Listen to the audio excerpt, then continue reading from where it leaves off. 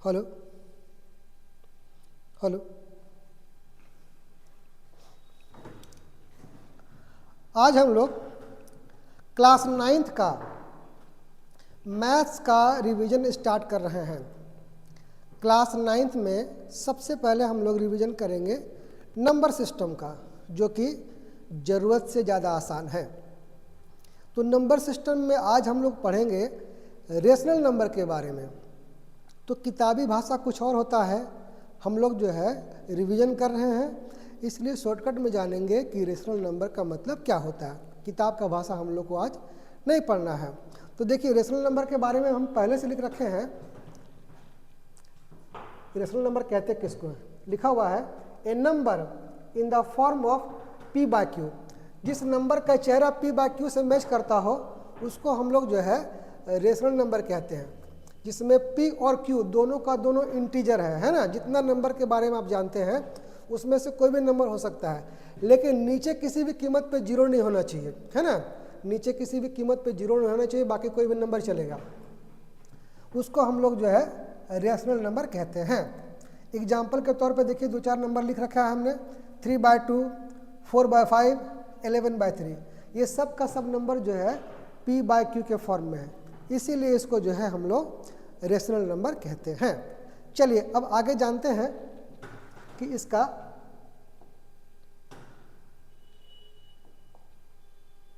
Properties क्या होता है ना। रेशनल नंबर का प्रॉपर्टी जो है क्या होता है। ऐसे रेशनल नंबर का तो बहुत सारा प्रॉपर्टी है जिससे हमारा क्वेश्चन बन सकता है, बस हम उतना ही आज पढ़ने वाले हैं। तो उसके बारे में हमने लिख रखा है कि it can not be an integer, मतलब रेशनल नंबर को कभी भी आप पूरा नंबर के फॉर्म में नहीं लिख सकते हैं। दूसरा प्रॉपर्टी इसका ये कहता है it's decimal form is either terminating और रिपीटिंग। इसका डेसिमल फॉर्म जो है या तो टर्मिनेटिंग होगा या फिर रिपीटिंग होगा। टर्मिनेटिंग का मतलब ये होता है कि काटने के बाद डेसिमल के कुछ डिजिट के बाद जो है ये पूरा कट के ख़त्म हो जाएगा। और रिपीटिंग का मतलब ये होगा कि अगर आप उसको काटते हैं तो डेसिमल के बाद वो ख़त्म नहीं होगा, बल्कि कोई खास डिजिट बार बार जो है रिपीट करेगा। हम दोनों का एग्जांपल देते हैं आपको। मान लेते हैं कि लिखा हुआ 11/2 है ना। इसको जब आप काटोगे ना, 2, 5 या 10, 1 बचा, डेसिमल देंगे 10 हो जाएगा। 2, 5 या 10, ये कहने का मतलब कितना आ गया? 5.5। ये कहलाता टर्मिनेटिंग, क्योंकि ये कट गया है,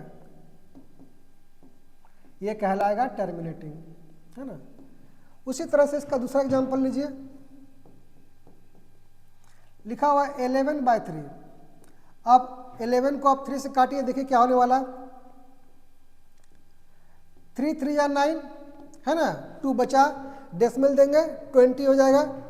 3 6 या 18, फिर से 2 बच गया, जीरो दे देंगे 20 हो जाएगा। फिर कटेगा 3 6 या 18, फिर 2 बचेगा, जीरो देंगे 20 हो जाएगा। फिर कटेगा 3 6 या 18। तो कहने का मतलब ये कट के ख़त्म नहीं हो रहा, बल्कि 6 6 6 6 बार बार आ रहा। तो इसको कहते हैं हम लोग रिपीटिंग, इसको कहते हैं हम लोग रिपीटिंग। तो रेशनल नंबर का डेसिमल फॉर्म या तो टर्मिनेटिंग होगा या फिर रिपीटिंग होगा। टर्मिनेटिंग का मतलब हो गया कि डेसिमल के बाद जो है कट के ये ख़त्म हो जाएगा, और रिपीटिंग का मतलब हो गया कि काटिएगा अगर तो डेसिमल के बाद ये ख़त्म नहीं होगा, बल्कि कोई खास डिजिट जो है बार बार रिपीट करेगा। कुछ ऐसा होता है। चलिए अब जो है कुछ क्वेश्चन बनाते हैं, है ना। इतना ही जानना था आपको रेशनल नंबर के बारे में। जो क्वेश्चन आपका एग्जाम में आएगा उसका प्रैक्टिस करते हैं। लिखा हुआ है convert the decimal form in the form of P by q. कोई नंबर आपका डेसिमल फॉर्म में दिया होगा और आपसे कहा जाएगा कि इसको जो है पी बाय क्यू के फॉर्म में लिखिए। बहुत ही आसान है इसको लिखना। देखिए इसको बनाने का तरीका क्या है। आप सबसे पहले लिखिए जो क्वेश्चन है,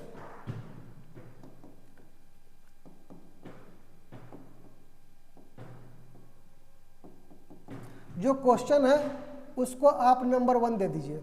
फिर जरा चेक कीजिएगा कि डेसिमल के बाद ऐसा कौन है जो बार बार रिपीट कर रहा है, और कितना है संख्या में जो बार बार रिपीट कर रहा है। आप ध्यान से देखिएगा तो सिर्फ और सिर्फ 2 ही जो है एक ऐसा डिजिट है जो बार बार आ रहा है। अगर एक डिजिट रिपीट कर रहा है तो आपको 10 से इंटू करना होगा। अगर 2 डिजिट रिपीट कर रहा है तो आपको 100 से गुना करना होगा। तो यहाँ साफ पता चल रहा है कि सिर्फ और सिर्फ एक ही डिजिट बार बार रिपीट कर रहा है, इसलिए हम क्या करेंगे 10 से इंटू कर देंगे। 10 से इंटू करने पे ये बन जाएगा 10x, है ना। और 10 से जब आप इंटू करोगे ना तो ये डेसिमल भाग के यहाँ चलाएगा। ये डेसिमल अगर भाग के यहाँ चलाया तो नया नंबर क्या बन जाएगा 2.222 ऐसा कुछ बनने वाला है। 2.222 ऐसा कुछ बनने वाला है। 10 से इंटू करने के बाद डेसिमल एक डिजिट आगे भाग जाता है। इसको आप नंबर 2 दे दीजिए। अब क्या करना है सर, दोनों को माइनस कर दीजिए।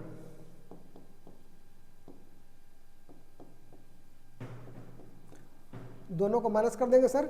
10x से अगर x जाएगा तो 9x बचेगा। यहाँ चेक कीजिए क्या होने वाला, 2 से 2 खत्म, 2 से 2 खत्म, 2 से 2 खत्म, है ना भाई। ये 2 से अगर 0 को हटाएंगे तो 2 बचेगा। इस तरह से x का वैल्यू क्या आ गया, x का वैल्यू आ जाएगा 2/9। तो डेसिमल फॉर्म को जो है p/q के फॉर्म में बदल के आपको दिखा दिए। कुछ इस ढंग से जो है इसको बदला जाता है।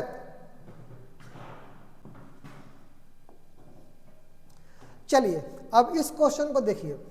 इस क्वेश्चन में क्या है, डेसिमल के बाद 2 डिजिट जो है रिपीट कर रहा है ना। तो जो क्वेश्चन है उसको आप नंबर 1 दे दीजिएगा। साफ पता चल रहा है कि डेसिमल के बाद 2 डिजिट जो है रिपीट कर रहा है। अगर 2 डिजिट रिपीट करेगा तो आपको 100 से इंटू करना होगा, तो ये हो जाएगा 100x, है ना। 2 जीरो से इंटू करने के चलते ये डेसिमल जो है ना 2 डिजिट के बाद यहाँ चलाएगा, है ना। 100 से इंटू करने पर ये डेसिमल जो है 2 डिजिट आगे भाग जाएगा। ये डेसिमल अगर यहाँ आ गया तो नया नंबर क्या बन जाएगा 25.2525 ऐसा कुछ बनने वाला है। 25.2525 कुछ ऐसा नंबर बनने वाला है। इसको जो है हम लोग नंबर 2 दे देंगे। अब काम वही करेंगे जो कर रहे थे, दोनों को माइनस कर देंगे। 2 - 1 है ना सर। अब 100x से अगर x को माइनस करेंगे तो ये 99x बन जाएगा। और इधर क्या होगा सर, चेक कर लीजिए। 5 से 5 कैंसिल, 2 से 2 कैंसिल, 5 से 5 कैंसिल, 2 से 2 कैंसिल, 5 से 5 कैंसिल, 2 से 2 कैंसिल, डेसिमल खत्म। यहाँ 25 से अगर 0 को माइनस करेंगे तो कोई फर्क पड़ने वाला नहीं है, 25 हो जाएगा। तो x का वैल्यू कितना आ गया भाई 25/99। ये इसका आंसर हो गया।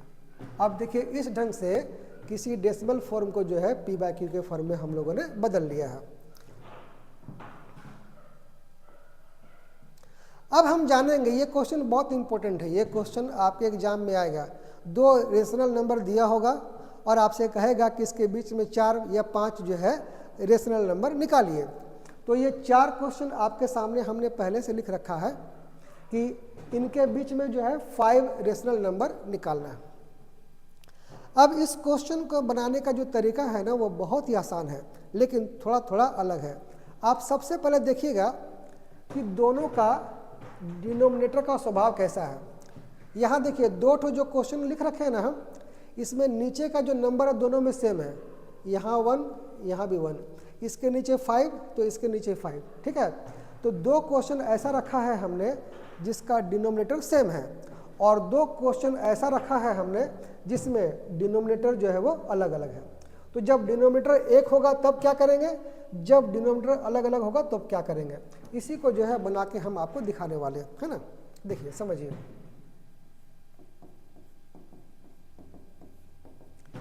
जब दोनों का डिनोमिनेटर सेम हो, ठीक है,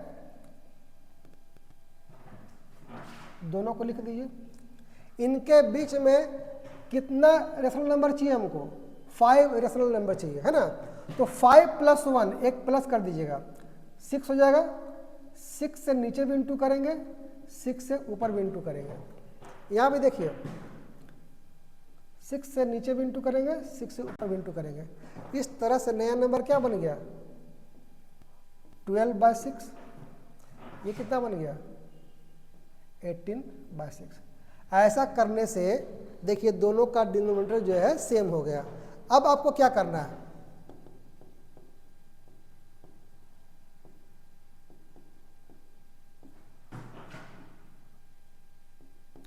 इसके बीच का कोई भी नंबर लिख दीजिए, 12 से लेकर के 18 के बीच का कोई भी नंबर लिख दीजिए। पहला नंबर आप लिखिए 13, है ना, दूसरा आप लिखिए 14, 15, 16, 17, 1 2 3 4 5, 5 ही निकालना था।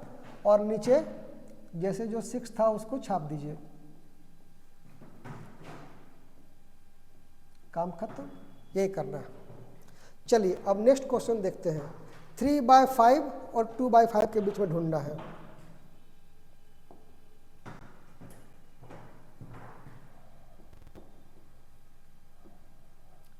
पहला नंबर मेरा 3/5 था और दूसरा नंबर मेरा 2/5 है ना। करना क्या भाई, दोनों का डिनोमिनेटर अगर सेम होगा तो n+1 से जो है डिवाइड और मल्टीप्लाई करने वाले हैं। n का मतलब 5 है ना, तो 5 + 1 6 हो जाएगा।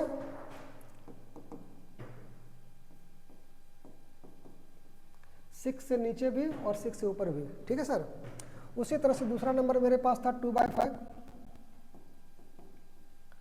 6 से नीचे भी 6 से ऊपर भी इंटू कर देंगे। ये 6 कहाँ से आया, n+1 चाहिए होता है, ठीक है। n+1 से जो है मल्टीप्लाई भी करते हैं और डिवाइड भी करते हैं। अब देखिए नंबर क्या बन गया, 6 3 या 18, 5 या 30 होता है। या देखिए 6 2 या 12 और 6 5 या 30। अब आप खुद देखिए दोनों का डिनोमिनेटर जो है सेम हो गया।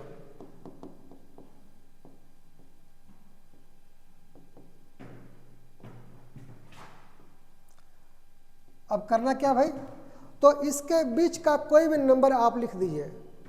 12 और 18 के बीच का कोई भी नंबर आप लिख सकते हैं, जैसे 17, 16, 15, 14, 13। कॉमा से सबको अलग कर दीजिए और बाय में क्या रखिएगा, जो 30 लिखा हुआ है उसको छाप दीजिए।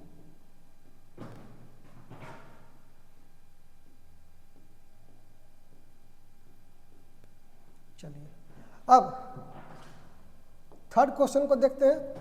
थर्ड क्वेश्चन में देखिए लिखा हुआ था 2/3 एंड 1/4। चलिए इसको ट्राई करते हैं, 2/3 एंड 1/4।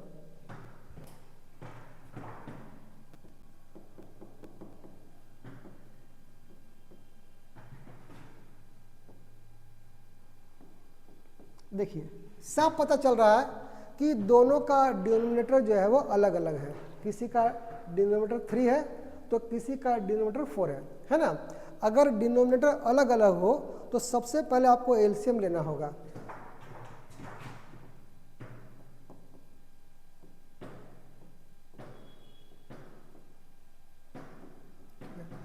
थ्री और 4 का एलसीएम अगर आप लेंगे ना तो 12 आएगा।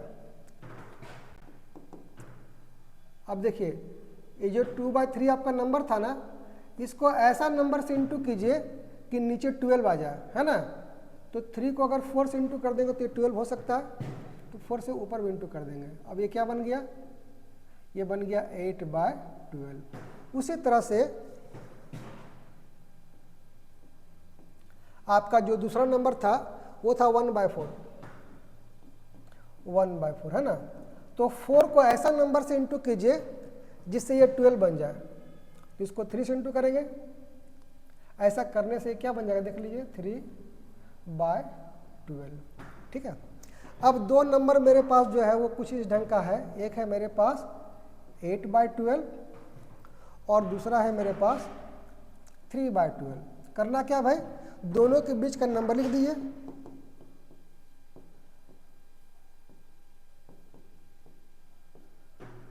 जिस नंबर का जरूरत है ये जानने के लिए क्या करना होगा, इसके बीच का नंबर को लिख देना होगा, है ना। तो 3 और 8 के बीच में जितना नंबर है आप उसमें से 5 को छाट के लिख सकते हैं। मतलब सर आप चाहें तो 7 को लिख दीजिए, 6 को लिख दीजिए, 5 को लिख दीजिए, 4 को लिख दीजिए और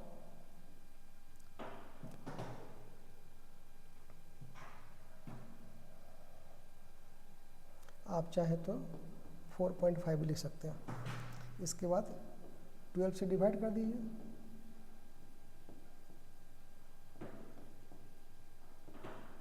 काम आपका हो गया। इस ढंग से जो है कैलकुलेशन होता है। तो 3 हमने बना दिया, एक क्वेश्चन छोड़ रहे हैं, आप कोशिश कीजिएगा 100% बन जाएगा आप लोगों से। तो रेशनल नंबर में बस आपको इतना ही पढ़ना है, 2 गिवन रेशनल नंबर के बीच में 4 या 5 रेशनल नंबर कैसे निकालना है, ये एग्जाम में आपका पक्का पूछेगा। और साथ ही किसी डेसिमल फॉर्म को p/q के फॉर्म में कैसे लिखते हैं, ये क्वेश्चन भी आपके एग्जाम में आ सकता है। तो रेशनल नंबर में बस आप इतना का ही तैयारी कीजिए। नेक्स्ट क्लास में आपको बताया जाएगा कि इरेशनल नंबर का क्या प्रॉपर्टी है और उससे कैसा कैसा क्वेश्चन जो है पूछा जा सकता है। तब तक आप लोग इसका तैयारी कीजिए। नेक्स्ट क्लास में जो है इस सब्जेक्ट पे हम लोग ज़्यादा जानकारी प्राप्त करेंगे। Good evening.